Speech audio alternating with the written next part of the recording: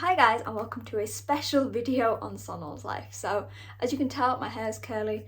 Basically this is the start of my New Japan Royal Quest 2022 vlog.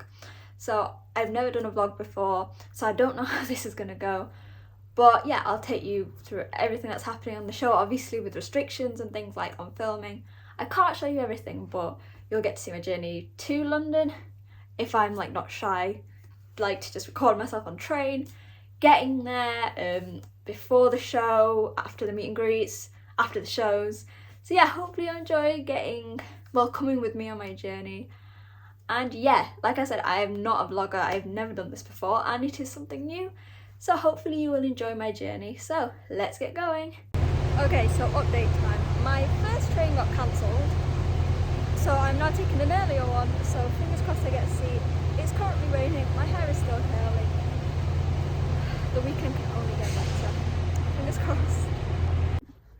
So I know normally in vlogs people are meant to like do every single moment of it, and I technically should have spoke on the train journey, but a lot of stuff happened. Basically my train got cancelled, so then I got on the earlier train, but because of so many Avanti trains getting cancelled, like I've literally never not had an issue with Avanti. There was 4 trains worth of people on one.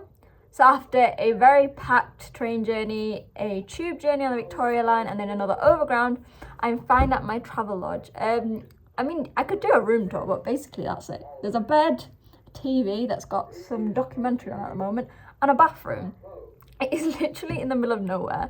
And I'm just going to say this, like, New Japan, next time, please plan ahead and book in a good venue. Because the first one was in Stratford, amazing. There were so many places to eat, so many places to stay. I am literally in the middle of nowhere, and we'll probably have to pop up for some McDonald's by myself because it's raining as well, so that's gonna be fun. Like I said, I know I probably should have recorded every part of the journey. I'm very new to this vlogging, but this is life. I will probably, I don't know, depending on how much content I've got, I'll probably do one, maybe like one for each day. So one for today and then the show tomorrow. And then I know because I have the meet and greet, and I'll tell you who I'm meet and greeting in a minute, on the Sunday, that might be longer just for the sense that I'll probably do it in the morning. I might do a get ready with me. I'll try, I'll see. I'm not that interesting with it. I just literally just throw on whatever I've got. Before the meet and greet, how I feel after it, and then before the show and after the show usually. Yeah, so on Sunday I am meeting Jay White. This is why I paid £208 for it. Tanahashi, Great Okan, Hikuleo, Aussie Open, Will Ospreay, Hiromu, Sanada, the Good Brothers, and Gato. I'm really excited. I've met Jay, Tanahashi, Ospreay, and Sanada before. I've never met Hiromu because I don't think I've ever watched him live. Oddly enough, I've seen Aussie Open perform probably more than I've seen most of my friends in real life, but I've never met them. Gato, I'm quite excited because he's such a big part of New Japan. My only gripe, I'm not really that fussed about the Good Brothers. Like, I'll see if anyone wants to take it when I'm there, but whereas, for example, the other one had Jonah and I think it's Tito. That's not bad because I'm really enjoying them. Gallows and Anderson have not yet proved to me that they belong back in New Japan. So yeah, that's how I feel about that. After the whole shenanigans that happened today, I'm hoping it gets better. It's meant to be sunny tomorrow, so I might actually do something rather than just staying in my room after having to pay for Wi-Fi because they only give you half an hour free travel lodge. So yeah, that is the first night. Will I update you again today? Probably not. But yeah, I just wanted to let you know that this is probably how the vlog's gonna go. You're gonna expect a lot of things because I've never done it before. It's gonna be completely different. And yeah, that's the first part. I think I've always said this is the hardest part, traveling of like a big weekend. So I'm just gonna relax and enjoy myself. And yeah, you're gonna come with me on the ride. Okay, so I am back with, I guess, the real bulk of the main vlog today because it is officially the 1st of October. It is my birthday. It is the first day of Royal Quest. And yeah, I'm really excited. As you can see, I don't know what I'm going to do today because there's nothing. So I've already got my Switchblade era t-shirt on just in case I go straight to the venue. I already have 2, which is quite exciting. So far, everything seems okay. I mean, I didn't sleep the best, but yeah, it's going to be an amazing day. It's a bit sad because I've just seen two quite sad announcements. One, that Jonah is unable to attend this weekend due to not travel restrictions, but obviously Hurricane Ian is going on, and that's sort of hindered his ability to come to the UK, which is really sad. There is a change in both cards, just like one person replacing him to go with Tito against Okada and Ishii. We don't yet know who is facing Ishii tomorrow night, so that should be exciting. I guess the saddest thing, and it's quite weird, is that last night Antonio Inoki died. Well, last night, like my time, and that's really weird because obviously the founder of New Japan. Is going to be very weird going to a show today and knowing that that is the case. And I mean, I know that they're probably going to do some sort of tribute to it because it is extremely sad. However, I guess the show must go on and I'm very excited. We have got some amazing matches, and yeah, I'm just going to have a quick look and see what matches we actually have, because I'll give you like a quick preview because again, I don't know if I'm going to be able to do that later on. So as expected, I have my iPad here because my memory is completely out of the water when it comes to remembering all these cards. So we have Gabriel Kidd making his return to New Japan after a small break away from the industry against Dan Maloney. For anyone who doesn't know, Dan Maloney is a very good wrestler. Mainly does it on the British scene. I've watched him quite a few times, so he's going to be very good. We then have the Empire, so Gideon Grey and Great-O-Khan versus Michael Oku and Ricky Knight Jr., not Rocky Knight Jr. It'll be quite interesting to see Gideon and Great-O-Khan, because obviously when O-Khan was Oka and doing his excursion in the UK, he was with Gideon Grey. Michael Oku is phenomenal. If you want to watch some of my Rev Pro and Progress reviews, he's normally in that. Similar with Ricky Knight Jr. has had some phenomenal matches against some massive stars. Like I think he had I watched a banger live with Will Ospreay. That was amazing. Definitely go and see that if you can. We then get up to the women's match. So for me, this is exciting because out of this, I think I pretty much know all of them. So apart from Ava White, and hopefully she will make her mark with me today, we have Kanji, who is honestly one of my favorite female wrestlers. I was looking to interview her one time. Similarly with Alex Windsor, she is the Tokyo Joshi Universal Princess. I can never remember that title. She's a champion in Tokyo Joshi. And then Jazzy Gabbert, honestly, sorry, it's very early, I'm not slow. She is another phenomenal wrestler. Like, I've seen her so many times, like, not live, but watched her, and she is going to be amazing. Like, I like that they've got a female presence on this show because it adds, like, an extra layer, links to the Stardom partnership, even though there's not exactly any direct Stardom champions or wrestlers, which I know some people are a bit sad about. But, you know, they're showcasing the best of, like, British wrestlers as well, so I love that. We then have LIJ versus Suzuki-gun. So Sanada, Hiromu, Naito versus Doki, Despy, and Zack. This is going to be great. If you know the storyline that's been going on between Zack and Naito, that is hilarious. Let's hope they both leave with their ears intact because it's obviously ahead of the Sunday night show. Again, I love Hiromu, Sanada, Doki, and Despy. It's going to be amazing, a bit crazy. Doki's probably going to get the fall. That's my prediction for that. We then have of the fallout of the last New Japan show where Hikuleo turned on the Bullet Club, we have got the Bullet Club, so Gedo, Gallows, and Anderson, you know how I feel about that, and Jay, versus Tanahashi, Jado, Hikuleo, and Tamatonga. This is going to be great because it's going to be the first time since that betrayal that we get to see all of these guys interacting in the ring, and it's going to be interesting to see how Jay does this because you know he gets very angry and very crazy, and especially after everything he did for Hikuleo, Jay went absolutely nutters, so that's going to be interesting to see. We then have the 7th match, that's the IWGP Tag Team Champions, that's FTR, Cash Wheeler and Dax Howard versus my boys Aussie Open, so Kyle Fletcher and Dougzilla.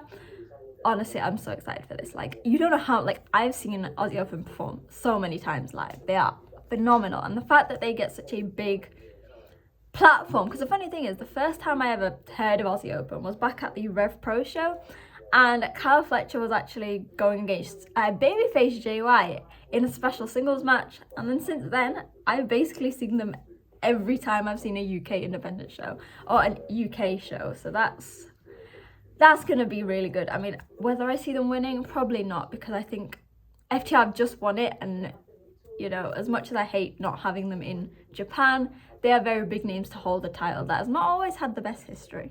And then the main event. I know people have had issues with the main event, but oh my god, why can you complain? We have the present and the future of New Japan Wrestling. We have IWGP US Champion Will Ospreay versus my young lion Shota Umino. So obviously Umino is in, sorry if you can hear that, I should probably have put that volume down, but there is Umino, who is on excursion here in the UK and has been for a few years, and then Ospreay, who obviously made his career here and is now one of the biggest stars in wrestling in the world. So that is going to be an amazing match. Like, they are both very different in styles. Umino is much more like, I'd say he's a bit more like Tanahashi, but also more strength based than Ospreay, and Ospreay has also had that move from junior to heavyweight, whereas Umino's always really been a heavyweight. Even when he was a young lion, that's what we expected. So I mean, that is the card. It is going to be amazing. I am not meeting and greeting anyone today, but everyone who does will get to meet like Despi, Doki, Okada, Ishii. I'm very jealous, but you know, Jay. So that is that. What I'm gonna do now, I don't know. If I'm gonna start vlogging again, I don't know, but yeah, if I don't, then the next time you'll see me is before the show. So yeah, I'm very excited, and honestly, I couldn't have thought of a better way to spend my birthday. If you didn't realise, I got here like 7 hours early. I got here at like 10 and the doors don't open till 7. So I've just been sat in Crystal Palace Park and I went to get some food, and there are a lot of birds, I'm not gonna lie. It's nice weather at least, but I mean, oh, I also want to go on those, but I'm all by myself, so I don't really work that way. But just here's a note. There's something about being prepared, and then there's too prepared. So yeah, I've still got like 4 hours, 3 hours to spare. So that's this part of the vlog. Not gonna lie, it's kind of cool. I also feel a bit weird vlogging this. But you know, where else in London can you see a wrestling show, eat food, and see dinosaurs? Yeah. You probably don't want to see me, but I just thought I'd show you something cool. In the Crystal Palace Park, that everyone was telling me on Twitter, and I can't find there are dinosaurs. I found a few other places, but this might be the main one.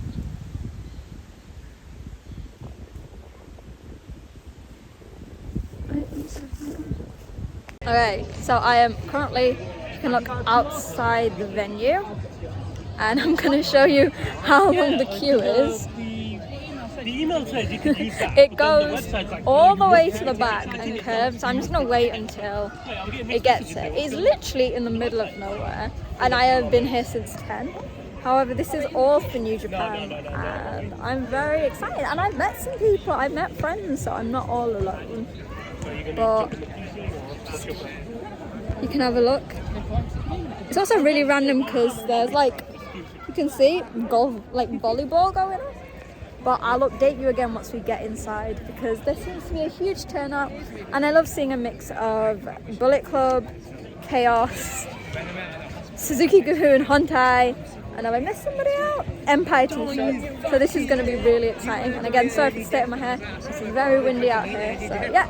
Okay, so I'm in the venue, and I'm going to give you a quick, so this is just like the bar, merch. Khan was out here earlier selling merch. I'm taking pictures. I'm not going to do that because I will tell you about everything when I meet him tomorrow. But I'm going to give you a quick look at everything, the actual floor. And I mean, I don't know how I'm going to do this, so I might stop it and then flip it around. So I'm going to show you the layout, and it looks really cool. So this is the full layout. So you've got the tiered and then the floor. Today, I believe I am there because, you know, I thought it's a lot of money. And then tomorrow, I think I am around there. As you can see, it's much smaller than the first Royal Quest one, and even smaller than the Rev Pro one I saw. But if you look, they've got a really nice walkway. The ring is a good size. You literally, I can say there's not a bad seat anywhere. Sorry for my erratic filming. Like I said, I'm not a vlogger. And the seats down there as well. But yeah, the ring looks amazing. The atmosphere seems really cool. And hopefully, so Khan was out there doing merch. So hopefully there's going to be other people. Keep my fingers crossed to meet Indo.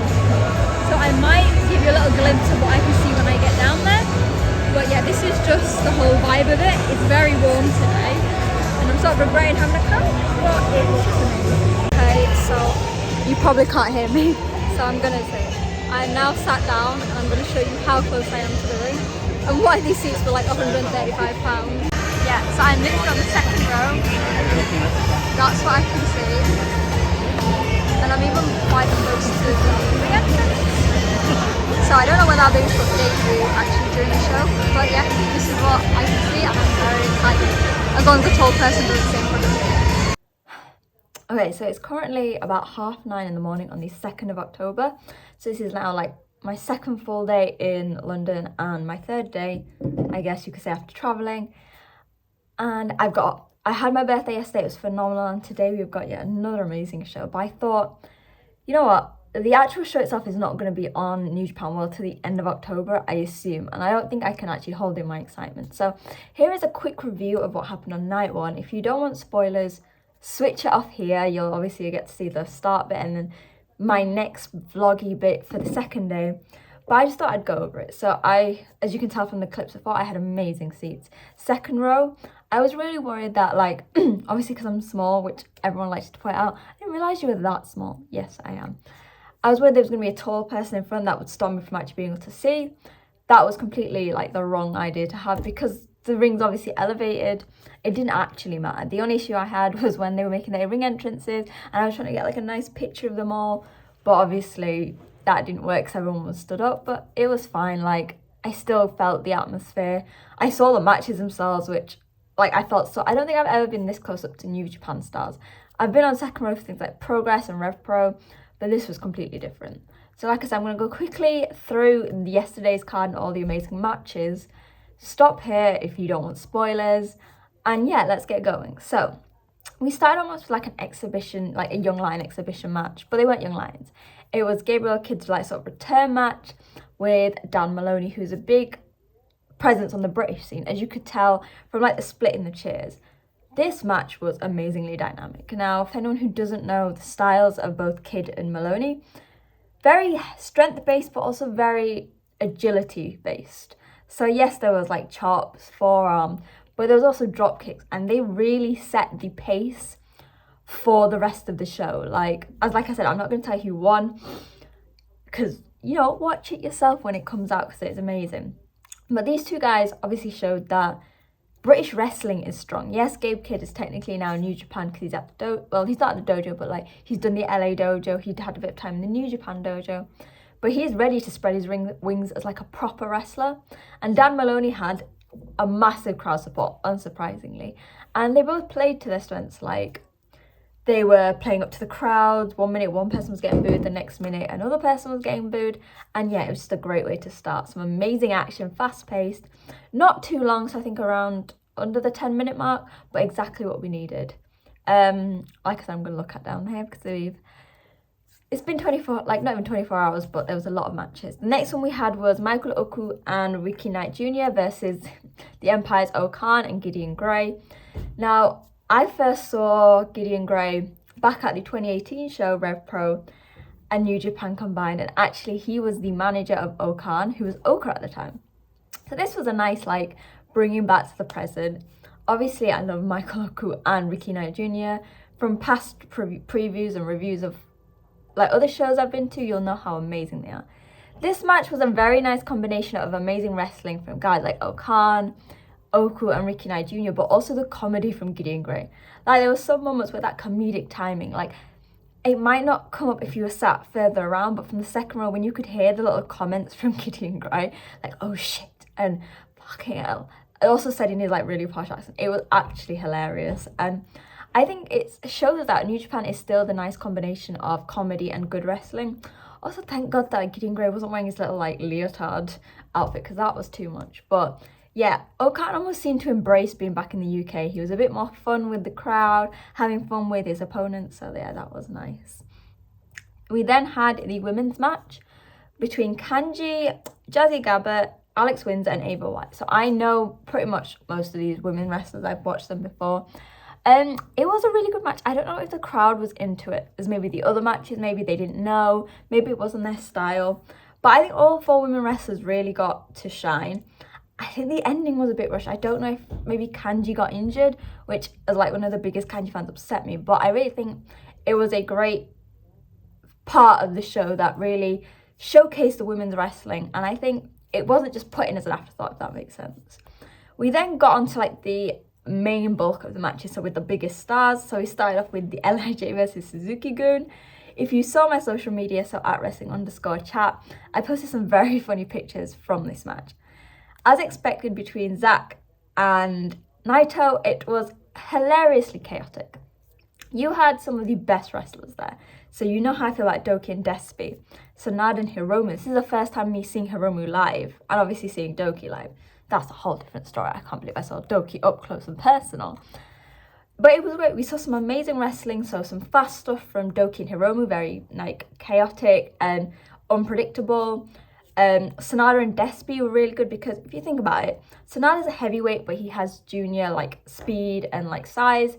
Despy is a junior but has heavyweight and style and a bit more of a bulk on him, and that really made some nice contrast. Obviously, the stars of that match were Naito and Zack. At the start, they were like teasing each other whether they were going to wrestle or not, and then they actually got it. And there was one point where Zack had Sanada in a hold, and Naito went to sort of punt, like forearm Zack, which only ended up hurting Sanada more. And Naito's face, he was like saying he was sorry. And I'm not going to tell you the ending, like in terms of the match, but afterwards it ended up with Naito, Zack, and Hiromu holding each other's ears. There you go. That's it. That's nothing like, not a good reason to watch it. I don't know what is. We then had Tomohiro Ishii and Okada versus Bad Dude Tito and Zack Knight, because obviously Jonah unfortunately couldn't make it to the show due to the hurricane and travel restrictions. And you know what? It was still an amazing match. If anything, having Zack there rather than Jonah made it a proper more heel versus babyface. Like, Okada is still as handsome as hell in like person, seeing him up close. Ishii is just a badass. Like, honestly, he was phenomenal. I can't even fault it. It was a great match. We got to see all of the best moves, power, strength. And yeah, it's obviously sad that Jonah wasn't there, but I really think that this allowed a more like typical babyface versus heel match. And we still got to see everything that you ever want from the Rainmaker, including the Rainmaker, well, not the Rainmaker pose at the start, but you mean at the end. Quick backup, I forgot to say, obviously yesterday, that October 1st, was such a sad day because the founder of New Japan, Inoki, died. At the start, I forgot to say that they had a 10-bell salute, so every wrestler came out, even Bullet Club, even LIJ, who normally don't do these, because obviously heels or like tweeners, but that happened. It's only because I remembered Okada, who was in the centre with Tanahashi. It was a really touching thing, and obviously, considering how much he did for New Japan, it was an amazing tribute to him. We then had the 8-man tag between Jay, Gallows Anderson, and Gedo versus Tama, Hikuleo, Tanahashi, and Jado. I'm going to say this is the first time I've seen Jay White in 3 years. He wouldn't stand still for pictures. I managed to get great pictures of like everybody. So Tana, Hikuleo, Jado, Tama. Couldn't get any of Jay because he was here, there, and everywhere. Again, another great match. It was obviously, there was less shenanigans than expected, but the crowd, it was odd, was firmly behind Tama. So it was quite funny when everyone was, they were like, let's go Switchblade, fuck you, Switchblade. And it's like, it was very split down the middle, which is surprising. Obviously I was, because it's my outfit for today, I was on the let's go Switchblade, but I was like, love you, Switchblade, because I feel like we always need to spread the love in professional wrestling. Great match. At the end, Jay was like, is this the kind of guy you want as a champion? And a lot of people would happily take Tama Tonga as a IWGP World Heavyweight Champion. So would I, but not at the expense of the Switchblade. Sorry, Tama. We then had the 2 main matches. So the semi-final match was Will Ospreay versus Shota Umino. One, can I just say, it was absolutely adorable because Red Shoes was refereeing this match and he also got a massive pop. But holy shit. So if people were like, oh, this doesn't belong like as like one of the main cards, like one of the main matches on the card, shame on you. It was phenomenal. I have seen Shota progress from like the first time I saw him at Royal Quest. Then I've seen him as Shota Shooter at the Rev Pro shows. He has come on leaps, man. He's literally, not to be like a cliche, like a mini Tanahashi. So much heart, so much soul. But then obviously Will Ospreay is Will Ospreay. And he had a firm home crowd advantage. I think people were cheering for him. And God, he's not the IWGP US champion. He's not one of the best wrestlers in the world for no reason. Despite their very contrasting styles, it worked together. So we had the strength from Shota, who seems like a more Japanese style. Similarly, I said like Tanahashi. Ospreay, though he's heavyweight and does have a bit more size on him, is still like very agile and will sprint across the ring. Oz cutters, like phenomenal. Honestly, one of my favourite matches of the night. And the only reason it isn't because of the next one, which was the IWGP Heavyweight Championship between FTR and Aussie Open. Now, going into it, the crowd again was split because you've got FTR, who are FTR, but Aussie Open, who basically made their name in the UK and who are household names. Like I guess I told you, I've probably seen them more than I've seen my friends in the past few years watching them live. And the match was phenomenal. Like I would put it as like a match of the year candidate. Again, not going to tell you much. All I'm going to say is if you are queasy and you don't like blood, maybe don't watch the match because there's a lot of it. But it went about 35 minutes, which I think was the perfect length. Everyone got their chance to shine. So Kyle, Dungzilla, Wheeler, Dax. I keep forgetting because I keep wanting to call them by their very old WWE names. But you get what I mean. Like considering Kyle was definitely the, I guess, smallest guy by like his frame, held his own, especially considering how young he is compared to his other guys in the ring. And honestly, the crowd was popping like, this is awesome, fight forever. And I know when I watch American shows, sometimes they pull out these like phrases just for the hell of it. But this really proves that like the British crowds know when there are amazing matches, because it was the only one who got that pop and it was a well-deserved one. So it was an amazing way to end the night.